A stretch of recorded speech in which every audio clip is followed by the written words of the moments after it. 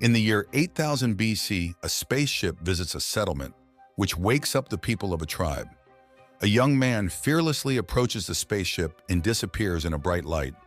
Further in Egypt, in the year 1928, an archaeologist arrives with his daughter at an excavation site, where they make an exciting discovery of circular tablets with hieroglyphics and strange carvings. Meanwhile, the archaeologist's daughter, Catherine, finds a necklace from there. Now we are shown the present time of 1994, where Catherine, now an old woman, meets Egyptian scholar and linguist Daniel Jackson and gives him the task of deciphering ancient hieroglyphics, which Daniel accepts. At the same time, in a house on the outskirts, the military searches for Colonel Jack to inform him that he will be reactivated to serve in the army. Daniel reaches the military base, where he is shown a disc that was found many years ago.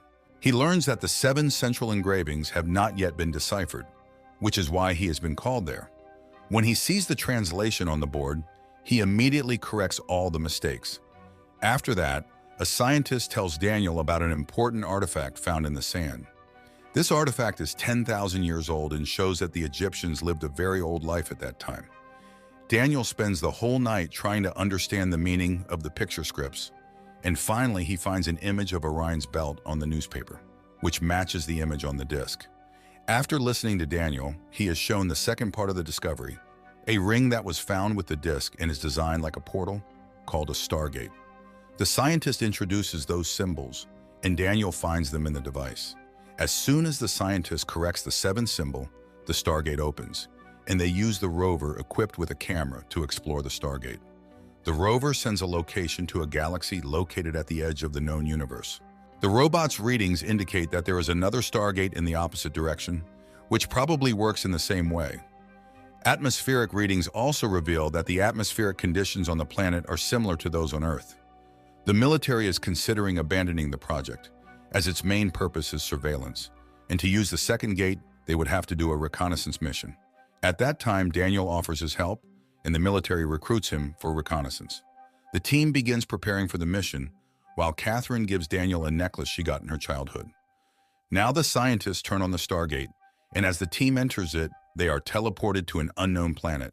When they get out, they see a huge ancient stone pyramid located in the middle of the desert. Jack asks the soldiers to quickly take soil samples so that he can return home in an hour, but Daniel is sweating. He thought that the symbols needed to activate the Stargate would be easily found, but it is not here, so they have to find the symbols first. They are ready with a timer and sounding device, but the soldiers get angry at him because he trapped them all here. But Jack stops them before things go further. After a while, Daniel sees an animal and tries to pet it, but it gets scared and its harness gets entangled in his leg. The soldiers come, but the animal runs away quickly and takes Daniel with it. Following his footsteps, they arrive at a community where everyone bows down to Daniel after seeing the necklace around his neck, as they believe that Daniel has been sent by their god, whom they worship as Ra, to this planet. Daniel and the soldiers are enthusiastically welcomed into the miners' community. Skara, a young miner, goes to find the elder of her village. Kasuf, the head of the community, welcomes them and gives them drinks. Daniel also gives them chocolates, which they like very much. Jack tells them that he needs help to translate the language of the community, but he does not know anything about it. The group then heads towards a large town, which is mainly made of mud and brick houses. Daniel and the soldiers now look forward to more information and adventure experiences together. Also, an old man shows a large disc with symbols on it, which Daniel recognizes as those of the Egyptian sun god Ra. Jack notices that the necklace Daniel is wearing has the same symbol on it. Suddenly, the alarm bell rings and everyone starts running around as there is a sandstorm outside. Jack gets calls from the other companions, but communication is not possible due to the weak signal. Also, Daniel tries to contact Kasuf, who is covered in sand, but Kasuf does not understand anything.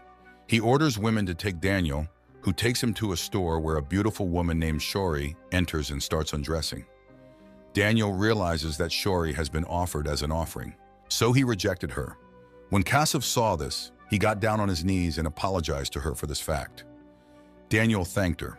When Daniel and Shori come inside the store, he asked Shori about the symbol, to which Shori drew a picture of a pyramid. In response, she drew the symbol of the Earth. Daniel asks if she has seen this symbol somewhere and asks Shori to take him to that place. Here in the pyramid, the soldiers were clinging to the sandstorm, but when a spaceship landed on the pyramid, it started to vibrate. When the soldiers felt something strange in the pyramid, they dispersed, and one by one they were attacked by an invisible creature.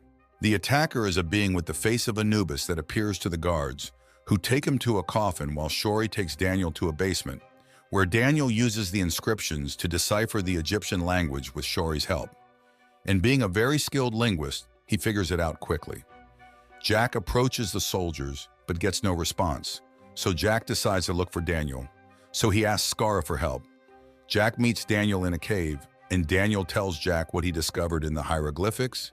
It talks about a traveler who come from distant stars, who was an alien who was looking for a way to escape death. He had fled from his ruined world and was one of the few descendants of his species on Earth.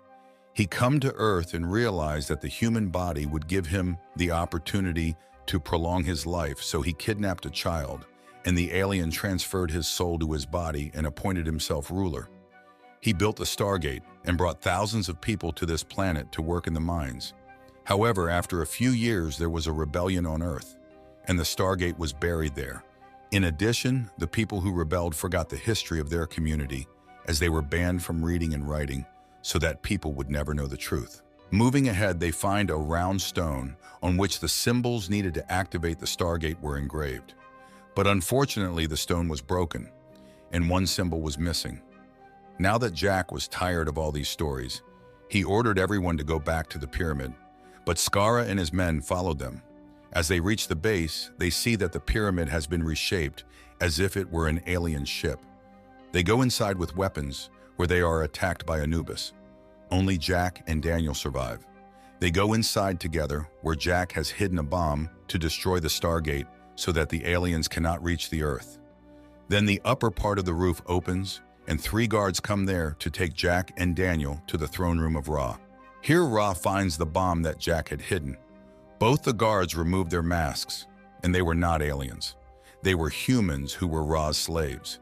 Here Ra shows his face, which is an alien in the form of a small boy.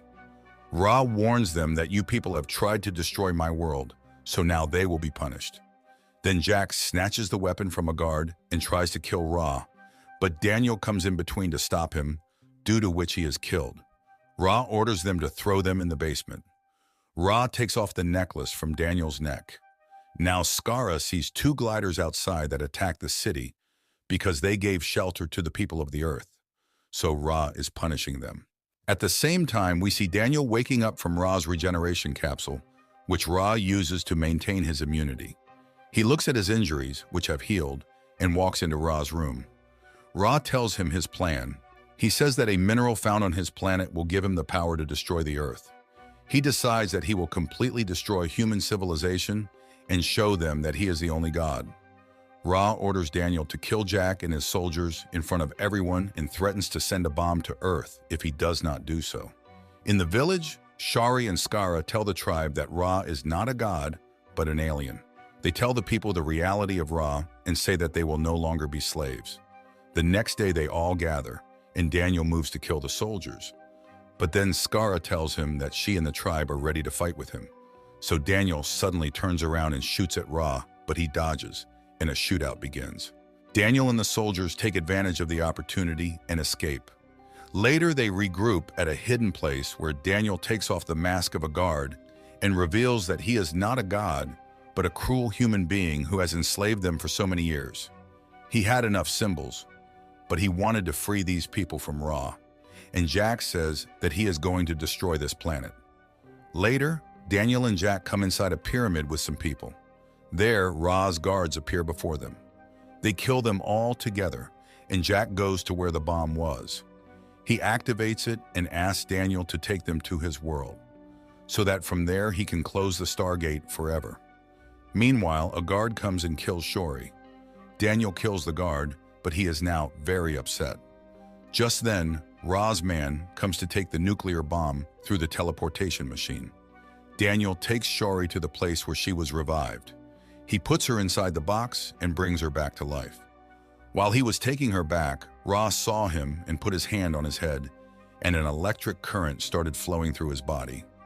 Later, we see Jack, who was killing the guard who come to take the bomb through teleportation. He takes the guard exactly where the teleportation machine was. The teleportation system falls right on the guard, and as a result, his body breaks into pieces. Outside, we see all the slaves of Ra. They want to fight against Ra. Ra understands that his game is over, so he wants to fly his spaceship from here. Jack tries to turn off the bomb, but Ra has changed the settings. As a result, the bomb cannot be turned off. They do not understand what to do. Later, they put the bomb in the teleportation machine and turned it on. Ra was thinking that a human was coming up through teleportation. The next moment, the bomb was in front of Ra. Meanwhile, a huge explosion took place. Ra alien, who ruled over humans for hundreds of years, is dead today, and the people of this earth are very happy. They all open the Stargate, but Daniel does not come with them, because he has fallen in love with Kasif's daughter. She was his wife, and that is why he wants to live with her in this world. At the end of the movie, he gives back that locket to Jake so that he can return Catherine.